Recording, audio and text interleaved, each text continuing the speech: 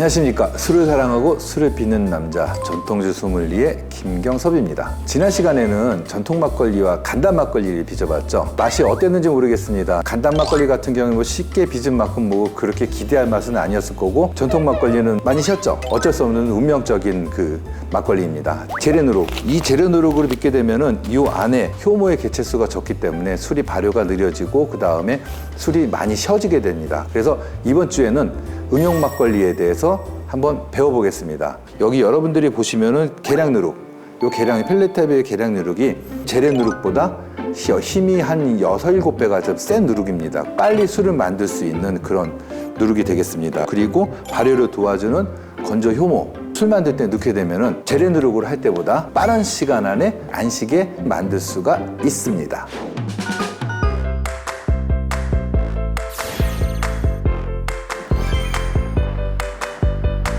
지금부터 체주하는 방법을 가르쳐 드리겠습니다. 뭐 약탕기에서 하듯이 뭐 이렇게 짜는 것도 있고 많은 것이 있을 거예요. 그런데 기본적으로 체주하는 방법이 있습니다. 그래서 체주하는 이 주머니도 있는 거죠. 면 주머니도 있고 삼배 주머니도 있는데, 기본적으로 삼배 주머니를 사용하시면 훨씬 좋습니다. 이 전통적으로 이제 배우는 방식을 가르쳐 드리겠습니다. 예.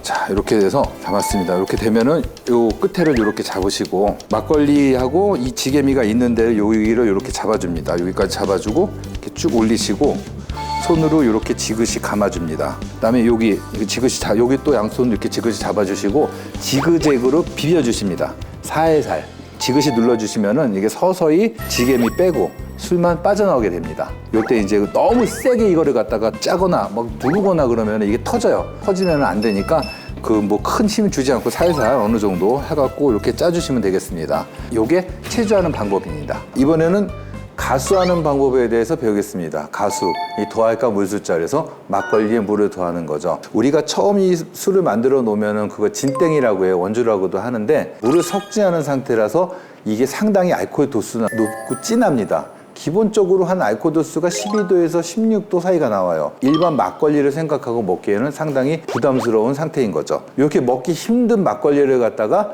약간 물을 타갖고 도수도 낮추고 그 다음에 부드럽게 너무 진하고 센 거를 갖다가 좀 줄여갖고 먹기 좋게 만드는 게 이제 가수인데, 가수하는 게 원래 공식이 있어요. 일단은 이 막걸리 탁주에 대해서 알코올 도수를 재고 물을 대갖고 이제 나는 알코올 도수 뭐 8도로 만들 거다, 6도로 만들 거다 이렇게 하는데, 중요한 거는 그렇게 만들어 놓으면은 이상하게 맛이 없는 막걸리가 많이 나와요. 왜냐면은 이 막걸리가 어떻게 만들었는지 상태도 모르고 그냥 물을 타면은 그런 수밖에 없는 거예요. 그냥 막걸리를 맛을 보고 그 다음에 물을 어느 정도 타면은 그게 어느 맛이 나는지 그게 알아보는 게 더 오히려 더 좋을 수도 있어요. 옛날 할머니들이 그렇게 만드셨었어요. 할머니들은 뭐 공학적으로 뭐 이거를 계산하고 그러는 게 아니라 컵 같은 거를 이제 한 3개 정도 놓는 거죠. 많으면 5개 놓으셔도 돼요. 여기다가 술을 갖다가 이제 그 70, 80, 90% 이렇게 채우는 거예요. 막걸리를 계량을 해서 이렇게 계량을 해서 이렇게 이제 넣는 거죠. 제일 먼저 90 넣고 그 다음에 80 넣고, 네, 자, 80. 그 다음에 70ml. 그러니까 뭐 할머니들은 70ml, 80ml도 뭐 그건 없었겠죠. 하지만 이제 눈대중으로 딱 이제 비율을 맞춰서 이 정도 이제 넣어놓고, 그리고 여기다가 위에 이제 물을 채우는 거죠. 옛날엔 솔직히 미리 재는 것도 없었을 거 아니에요. 그러니까 이런 식으로 물을 다 넣는 거예요. 자, 이렇게 높이를 맞췄어요. 그러면은 이제 이게 90대, 80대, 70ml 들어간 비율로 해갖고 물을 가수한 막걸리가 완성되는 거죠. 자, 그래서 요 중에서 이제 제일 맛있는 거 찾는 겁니다. 요 맛있는 거 찾기 전에 일단 한번 이제 저어줘야겠죠. 잘 섞이기 위해서. 그러면은 다시 이 3가지를 맛을 보고서 어느 것이 좋은 걸 찾는 겁니다. 요렇게 맞춰가는 겁니다. 근데 이게 한 명한테만 하면은 선호도에 따라서 이게 좀 차이가 나게 돼요. 그래서 그거보다는 이 만들어셔갖고 많은 분들한테 맛을 보여주시면 좋습니다. 그러면은 교집합들을 찾아갖고 그래서 몇 번이 제일 좋더라 선호도를 따져서 그걸로 그 가수를 하게 되면은 맛있는 막걸리를 완성시킬 수 있게 됩니다. 이 진땡을 물로 섞는 과정, 이게 가장 중요해요. 어떻게 보면은 다중에 술 막걸리 만드는 과정이 뭉창 다 중요한데 맨 마지막에 여기서 이 망치게 되면 그냥 다 버려야 되는 거예요. 이거는 얼마나 우울합니까? 그래서 물 타는 가수 방법이 가장 중요하고 그리고 가장 확실하게 해야 된다. 맛있게 사람들에게, 많은 사람들에게 인정받고 싶으면은 이렇게 해보는 것도 상당히 좋습니다. 자, 이번에는 응용 막걸리 두 번째 유자 막걸리를 만들겠습니다. 이 유자 같은 경우에는 뭐 아시는 분은 다 아시지만 감기에 참 좋죠. 그리고 이 유자 같은 경우에 습독을 빨리 푸는데 아주 일가견이 있는 약재입니다.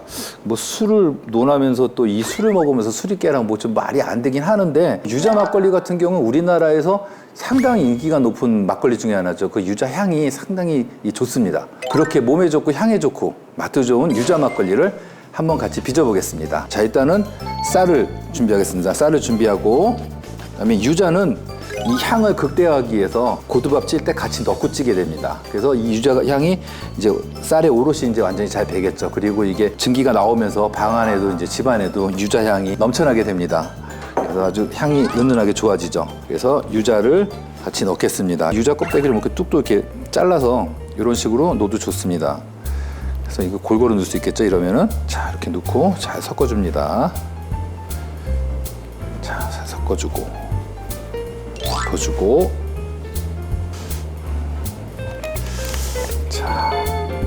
자, 다 됐습니다. 해서 고두밥을 한번 쪄보겠습니다.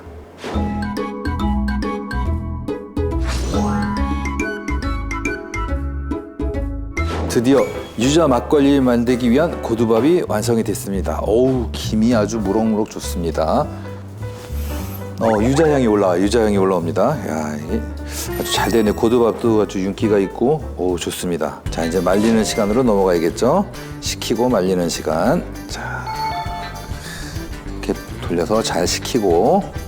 첫 편에서도 말씀을 드렸는데 혹시나 첫 편 안 보시고 이 편부터 보시는 분들을 위해서 높아심에 말씀드립니다. 혹시 어떤 분들은 플라스틱통 같은 거 쓰면 안 된다 뭐 그러시는 분들이 있어요. 예, 맞습니다. 웬만하면 플라스틱통은 피하는 게 좋아요. 그래서 항아리를 이렇게 쓰시던가 아니면은 위생을 위하면은 스테인레스 이제 통을 쓰시는 게 좋죠. 하지만 제가 이 술 빚는 동안, 내가 그러니까 술을 연습하는 동안 이제 강조를 하는 거는 이 만든 술이 어떻게 발효가 되는지 확실히 알고 넘어가야 돼요. 이거를 알고 넘어가지 않으면은 나중에 뭐 이렇게 안 보이는 항아리나 스텐통에 했을 때는 내가 술이 어떻게 되는지 모릅니다. 그래서 눈으로 이렇게 보고 몇 번 이렇게 술을 빚으면서 보면은 이게 안 보여도 아, 이제 술이 이 정도 시간 됐으면 이렇게 되겠구나라는 걸 자연스럽게 알게 됩니다. 그래서 그렇게 하기 위해서 먼저 연습한다 생각하고 플라스틱통에서 그 술을 빚으시는 게 좋습니다. 이 막걸리를 만드는 동안은 매일매일 맛을 보세요. 어떻게 맛이 바뀌는지 그거를 갖다 항상 모니터링을 하고 적어 놓으세요. 그러면 나중에 또 술을 담갔을 때 아, 내가 이거 항아리 속에서 어떻게 되는지 모르고 맛도 어떻게 되는지 모르겠다, 이런 일 안 벌어집니다. 그냥 딱 시간 지나면 이 정도 맛이겠군, 뭐 내 손가락 한번 빨아보시든지 그래갖고 그걸 다 알게 돼요. 스케줄을, 맛 스케줄을. 그래서 가장 적정할 때가 언제인지 알게 되는 거죠. 유자 막걸리를 만들 고두밥이 다 됐습니다. 이제 고두밥을 먼저 넣어보겠습니다. 옛날엔 이 유자 막걸리를 만들면서 이게 사람들이 내가 만든 막걸리 중에서 이거를 제일 좋아하는 거예요. 그래갖고 이거를 만들 때마다 이제 욕심이 나는 거죠. 근데 이제 그때 당시에는 초보여갖고 레시피가 딱 한 가지밖에 없었던 거죠. 그래서 아, 이거를 동네 사람들한테 어떻게 달래는데 많이 줄까 하다가 물을 탄 거죠. 아니, 물 타서 많으니까 좋겠지. 그런데 사람들이 안 먹는 거예요. 물 더 타니까 싱거운 거죠. 유자 막걸리 같은 경우에는 좀 진하고 좀 단맛이 좀 많이 남아 있어야 돼요. 그래서 욕심 부리지 말고 물을 좀 덜 타시는 게, 그리고 빨리 좀 단맛이 있을 때 이 발효를 끊어주시는 게 좋습니다. 자, 유자를 다 잘 넣고, 자, 요거 하나하나 한 톨도 아낌없이 다 쳐서 넣고, 요게다 한 잔이에요, 한 잔. 자, 발효제들을 넣겠습니다. 막걸리 효모, 건조 효모죠. 얘네 넣고, 전통 누룩이라고도 하죠. 넣고, 계량 누룩 들어가겠습니다. 물에 들어가면 되겠죠. 자, 물에 넣겠습니다. 그리고 열심히 섞어주면 되겠죠. 이거 치댄다고 그러죠. 열심히 골고루 내용물들을 섞어줍니다.